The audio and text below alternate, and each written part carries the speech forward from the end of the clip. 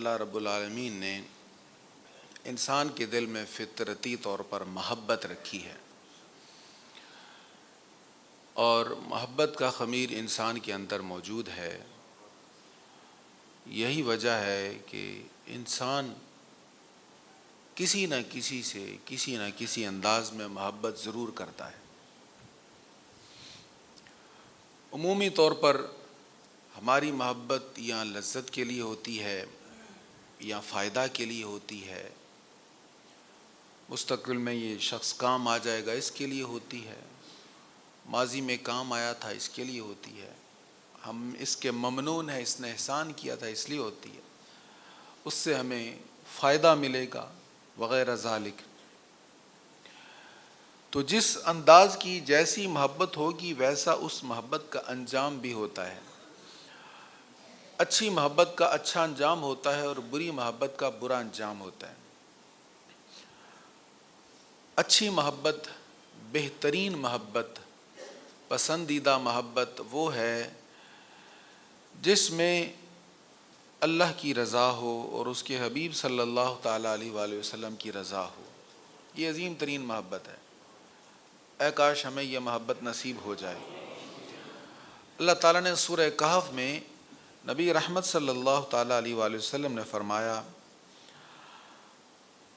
آپ ان لوگوں کو اپنے پاس روکو جو صبح اور شام اپنے رب کو پکارتے ہیں، وہ اس کی رضا طلب کرتے ہیں، اور آپ ان سے اپنی نگاہیں نہ ہٹائیں۔ نبی علیہ الصلاۃ والسلام سے بھی اللہ تعالیٰ نے یہ تاکید فرمائی۔ ویسے تو حضور ہیں ہی سراپا محبت، حضور رحمت ہیں، بلکہ جان رحمت ہیں، کائنات کی رحمت ہیں۔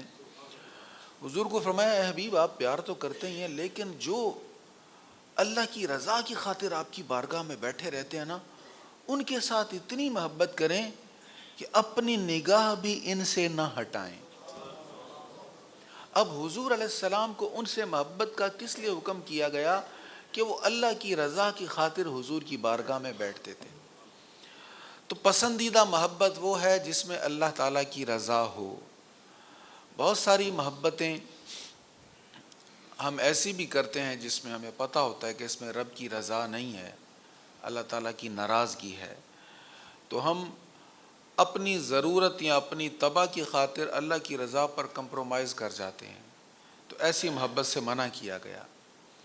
اور بہت ساری جگہیں ایسی بھی ہوتی ہیں جہاں ہمارا طبعی میلان نہیں ہوتا، جہاں ہم کشش محسوس نہیں کرتے کسی اعتبار سے، لیکن اس محبت کرنے کا اللہ نے حکم دیا ہے، اس لیے اس محبت کا ہمیں حکم ہے۔ اس پر چند احادیث سماعت کیجیے گا۔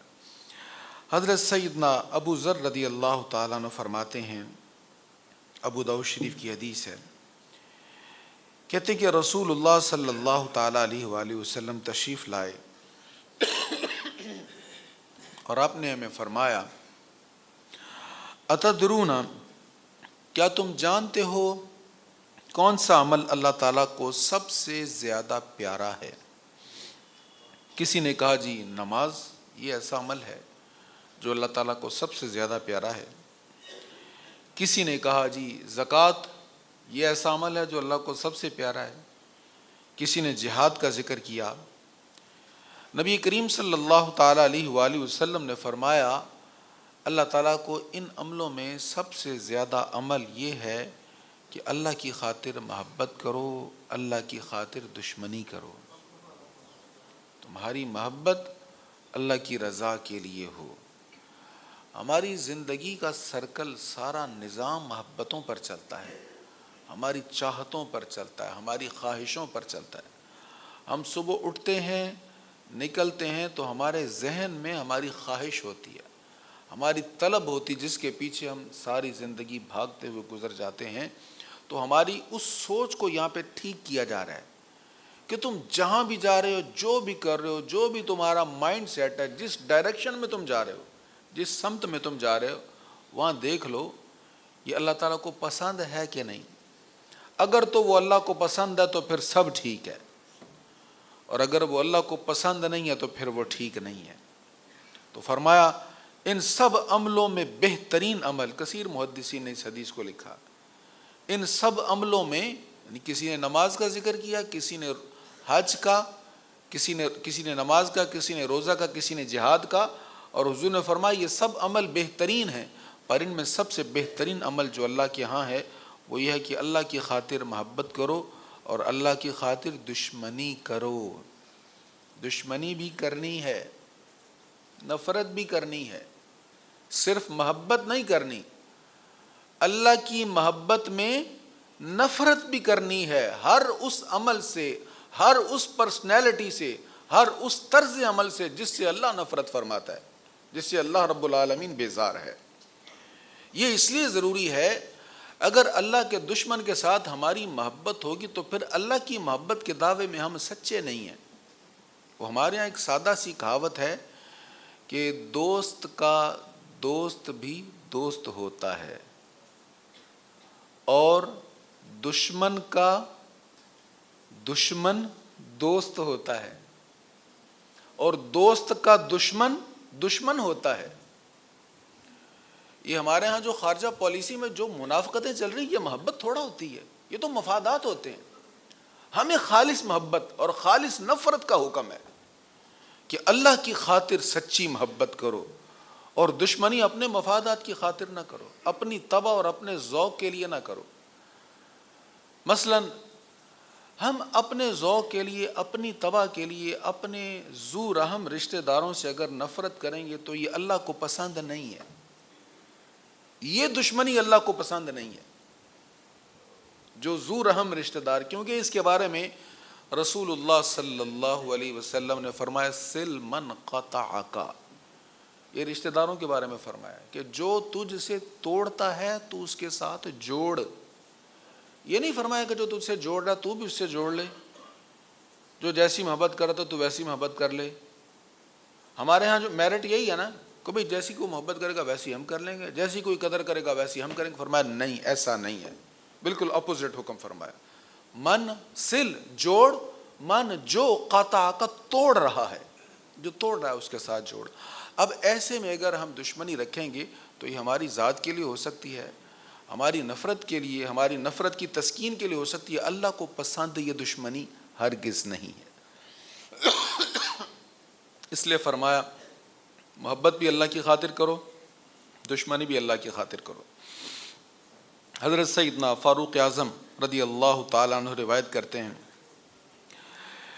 ابو داؤد اور ترمذی شریف کی حدیث ہے، حضور صلی اللہ علیہ وسلم نے فرمایا بے شک اللہ کے بندوں میں ایسے لوگ بھی ہیں کہ نہ تو وہ انبیاء ہیں اور نہ ہی شہداء ہیں، قیامت کے دن اللہ کی طرف سے ان کا مرتبہ دیکھ کر انبیاء اور شہداء بھی رشک کریں گے۔ انبیاء نہیں ہیں، شہداء نہیں ہیں، پر قیامت کو ان کو اجر کتنا زیادہ ملے گا، ان کا پروٹوکول کتنا ہوگا، ان کی تکریم اتنی ہوگی کہ انبیاء بھی کہیں گے واہ ماشاءاللہ اللہ نے انہیں مقام تو عطا فرمایا، شہداء بھی کہیں گے کیا شان اللہ نے عطا فرمائی ہے۔ صحابہ نے عرض کی یا رسول اللہ آپ ہمیں بتائیں کہ وہ کون لوگ ہیں؟ فرمایا ایسی قوم ہے جو اللہ کی خاطر روحانی محبت رکھتے ہوں گے، نہ کوئی رشتہ داری ہوگی، نہ مالی لین دین ہوگا، بس محبت کس لیے ہوگی؟ اللہ کی خاطر، اللہ کی خاطر محبت، اس لیے نہیں کہ ہماری رشتہ داری ہے، اس لیے بھی نہیں کہ اس سے ہمیں کوئی مالی فائدہ ہے، بس اللہ کی خاطر محبت۔ پھر حضور نے فرمایا، اللہ کی قسم ارشاد فرمایا کہ حضور نے فرمایا اللہ کی قسم ان کے چہرے نور ہوں گے، قیامت کے دن ان کے چہرے نور ہوں گے، اور وہ نور کے اوپر ہوں گے، وہ نہیں ڈریں گے جب کہ لوگ ڈر رہے ہوں گے۔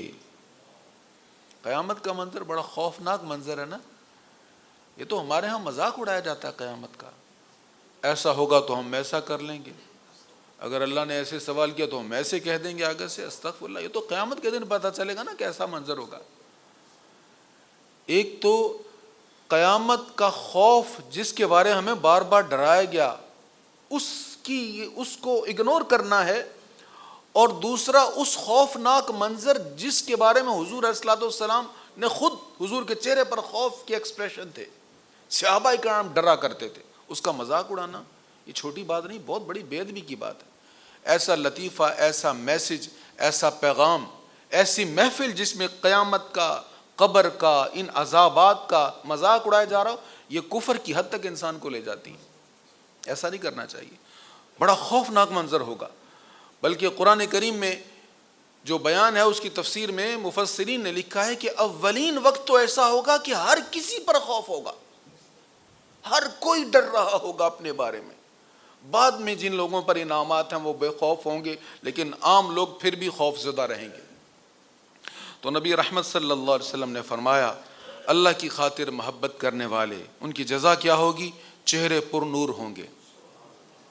قیامت کے دن قرآن کریم میں اللہ فرماتا ہے اس دن کچھ چہرے سیاہ ہوں گے اور کچھ چہرے روشن ہوں گے، کچھ چہرے روشن ہوں گے۔ دنیا میں بڑے بڑے حسین حسن و جمال کے پیکر ایسے بھی ہیں جو قیامت کے دن سیاہ ہوں گے، اور دنیا میں ایسے بھی لوگ ہیں جو کسی دروازے پہ جائیں تو لوگ ان کو دیکھ کر دھتکار دیں، پر قیامت کے دن چہرے چمک رہے ہوں گے۔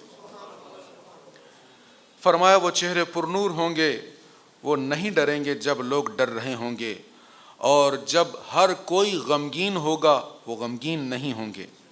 اور پھر حضور اسلام نے آیت تلاوت فرمائی الا ان اولیاء اللہ لا خوف علیہم ولا هم یحزنون، خبردار اللہ کے ولیوں کو نہ کوئی خوف ہوگا نہ کوئی غم ہے، نہ خوف ہے اور نہ کوئی انہیں غم ہوگا۔ تو اللہ کی خاطر محبت کرنے کا یہ انعام قیامت کے دن بھی نصیب ہوگا۔ حضرت سیدنا معاذ بن جبل رضی اللہ تعالی عنہ فرماتے ہیں، کہتے میں نے سمعت رسول اللہ صلی اللہ علیہ وسلم، میں نے اللہ کے رسول صلی اللہ تعالی علیہ وآلہ وسلم کو یہ فرماتے ہوئے سنا۔ حضور فرماتے ہیں کہ اللہ تعالیٰ فرماتا ہے میری محبت واجب ہو گئی۔ اللہ فرماتا ہے کہ میری محبت واجب ہو گئی میری خاطر آپس میں محبت کرنے والوں کے لیے۔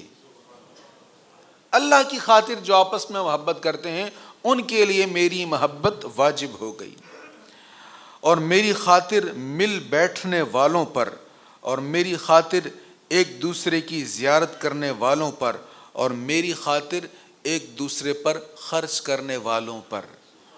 اپنی تباہ کے لیے، اپنی طلب کے لیے، اپنی ضرورت کے لیے بھی کسی کو ملنے جاتے ہیں، سفر کرتے ہیں، کبھی اس لیے بھی جائیں کہ اس میں اللہ کی رضا ہوگی۔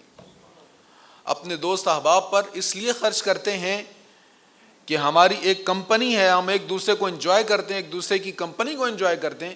کبھی ایسی بھی دوستی رکھیں جس میں محض یہ ہو کہ اس کے پاس جائیں گے تو اللہ کی باتیں ملیں گی، اللہ کی محبت ملے گی، اللہ کا قرب ملے گا، یا اللہ کی رضا نصیب ہوگی۔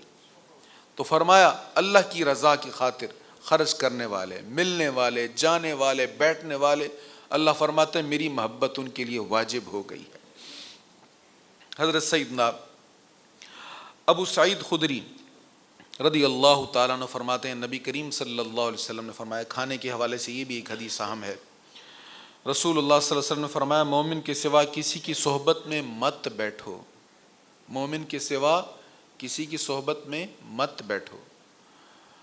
اکثر لوگ سوال پوچھتے ہیں جی فلاں ہے وہ قادیانی ہے، ان کے ساتھ میرا لین دین بیٹھنا اٹھنا کیسا ہے، فلاں ہے فلاں ہے۔ ہمارے پاکستان میں تو عام طور پر یہ مسئلہ ہوتا ہے، اور جو ہمارے لوگ باہر جاتے ہیں ان کے اور بھی معاملات ہوتے ہیں۔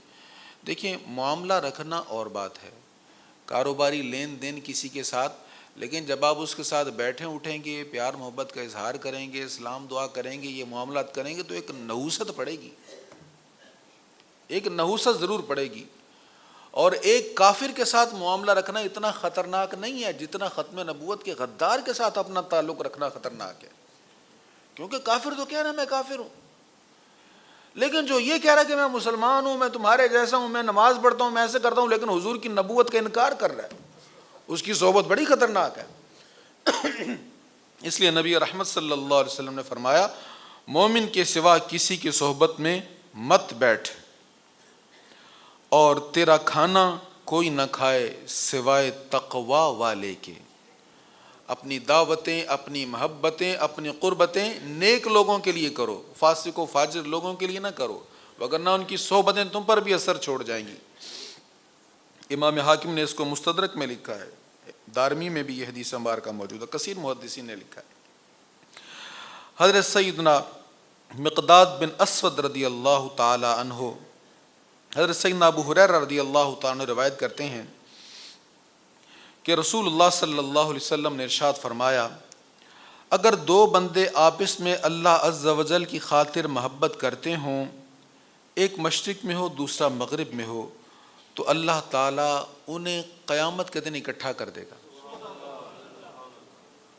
آپ یہاں بیٹھے ہیں، سیدنا ابو ہریرہ سے محبت کر رہے ہیں، آپ یہاں ہیں، سیدنا ابو ہریرہ مدینہ طیبہ میں ہیں، اللہ تعالیٰ اکٹھا کر دے گا۔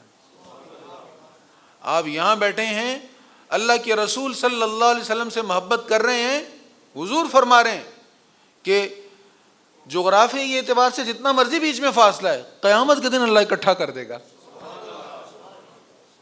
صحابہ کہتے ہیں جس دن حضور نے ہمیں یہ بات بتائی تھی نا، انت مع من احببتا، وہ دن اسلام لانے کے بعد سب سے زیادہ خوشی کا دن تھا ہمارے لیے، سب سے زیادہ خوشی کا دن تھا۔ اور میں یہ کہا کرتا ہوں، صحابہ کے لیے خوشی کا دن تھا، ہمارے لیے لمحہ فکر ہے۔ حضور علیہ الصلوۃ والسلام نے فرمایا تھا، تو اسی کے ساتھ ہوگا جس سے تو محبت کرتا ہے، تو اسی کے ساتھ ہوگا جس سے تو محبت کرتا ہے۔ اب ہم ذرا غور کریں تو صحیح، ہماری محبت کس کے ساتھ ہے؟ ذرا اپنے فرینڈ لسٹ کو چیک تو کریں، کن کے ساتھ ہماری محبت ہے، اور کہاں ہم فرینڈ ریکویسٹ بھیج رہے ہیں، اور کون کون سے پیجز ہم نے لائک کیے ہوئے ہیں۔ ذرا سارا اپنا سوشل میڈیا کا حدود اربا چیک کریں، ہماری دوستیاں کہاں ہیں۔ دوستی صرف یہ تو نہیں بیٹھ کے اکٹھے کھانا کھا لینا، آپ اپنے گیجٹ کے ذریعے پوری اس دنیا کے لوگوں کے ساتھ جن کے ساتھ رابطہ رکھتے ہیں، ان کو ٹائم دے رہے ہیں، ان کا ٹائم آپ لے رہے ہیں، تو یہ بھی تو دوستی ہے نا، اس کو بھی تو دوستی کہا جاتا ہے۔ صحابہ کہتے ہیں ہمارے لیے بڑی خوشی کا دن تھا جب حضور نے فرمایا، قیامت کے دن تو اسی کے ساتھ ہوگا جس سے تو محبت کرتا ہے۔ ہم خوش ہو گئے اس لیے کہ ہمیں پتہ ہم حضور سے محبت کرتے ہیں، لیکن ہم سوچیں ہماری محبت کس کے ساتھ ہے؟ اگر تو حضور کے ساتھ ہے تو پھر تو یہ ہمارے لیے بھی خوشی کی بات ہے، یہ پیغام ہمارے لیے بھی بہت بڑی خوشخبری ہے۔ لیکن اگر حضور کے دشمنوں کے ساتھ محبت ہے، اللہ کے نافرمانوں کے ساتھ محبت ہے، اور کفار، منافقین اور اس طرح کے لوگوں کے ساتھ، یہود و ہنود کے ساتھ محبت ہے، تو پھر سوچیں انت مع من احببت، واضح ارشاد آ گیا۔ اللہ اکبر۔ سیدنا ابو ہریرہ رضی اللہ عنہ فرماتے ہیں کہ قیامت کے دن اللہ تعالیٰ ان کو اکٹھا کر دے گا جو دو محبت کرنے والے ہیں، اس لیے کہ اللہ تعالیٰ ان کو اکٹھا کر دے گا کہ وہ بندہ، یہ وہ بندہ ہے جس نے اس بندے کے ساتھ میری خاطر محبت کی تھی، اس لیے اللہ ان کو اکٹھا فرما دے گا۔ حضرت سیدنا ابو ہریرہ رضی اللہ تعالیٰ روایت کرتے ہیں کہ ایک آدمی اپنے بھائی کی، یعنی مسلمان بھائی کی زیارت کے لیے دوسرے علاقہ کی طرف جا رہا تھا۔ اللہ تعالیٰ نے ایک فرشتے کو راستے میں مقرر کر دیا۔ وہ وہاں سے جب گزر رہا تھا تو فرشتے نے اس کو پوچھا بھی کہاں جا رہے ہو؟ اس نے بتایا کہ فلاں گاؤں میں، فلاں علاقے میں اپنے مسلمان بھائی سے ملنے جا رہا ہوں۔ پوچھا تمہارا اس پر کوئی احسان ہے جس کا بدلہ لینے جا رہے ہو؟ اس نے کہا نہیں۔ اس کا تمہارے اوپر کوئی احسان؟ کہا نہیں۔ کس لیے جا رہے ہو؟ فرمایا اللہ کی خاطر اس سے محبت کرتا ہوں، اللہ کی خاطر اس سے محبت کرتا ہوں۔ تو فرشتے نے کہا میں اللہ تعالیٰ کی طرف سے بھیجا ہوا ہوں اور تیرے لیے پیغام لایا ہوں کہ اللہ تجھ سے محبت کرتا ہے جیسے تو نے اللہ کی خاطر اس سے محبت کی تھی۔ اے کاش ہماری محبتیں، ہماری نفرتیں اللہ کی رضا کی خاطر ہو جائیں۔ بڑا مشہور واقعہ، مولا علی المرتضیٰ رضی اللہ تعالیٰ عنہ نے دشمن کو پکڑا ہوا ہے اور اس کو لٹایا ہوا ہے، دشمن خدا ہے، کافر ہے، اس کو قتل کرنے لگے، اس نے تھوک دیا آپ پر، چھوڑ دیا اس کو۔ اس نے تو تھوکا اس لیے تھا کہ اب تو میں مر ہی جاؤں گا، مجھے قتل کر دیں گے، علی شیر خدا، میں اس سے کیا مقابلہ کر سکتا ہوں۔ اس نے تو اس لیے چھوڑ دیا تھا کہ میں اب کچھ نہیں کر سکتا، چلو تھوک دیتا ہوں۔ آپ نے چھوڑ دیا۔ اس نے کہا چھوڑا کیوں؟ کہا اس لیے پہلے اللہ کی خاطر تجھے مار رہا تھا، جب تو نے تھوکا میرے دل میں غصہ آیا، اب اپنے غصے کی وجہ سے نہیں تجھے ماروں گا، میری محبت بھی اللہ کی خاطر ہے، دشمنی بھی اللہ کی خاطر ہے۔ اس نے کہا اچھا یہ ہے اسلام، تو پھر کر لیں مجھے بھی مسلمان۔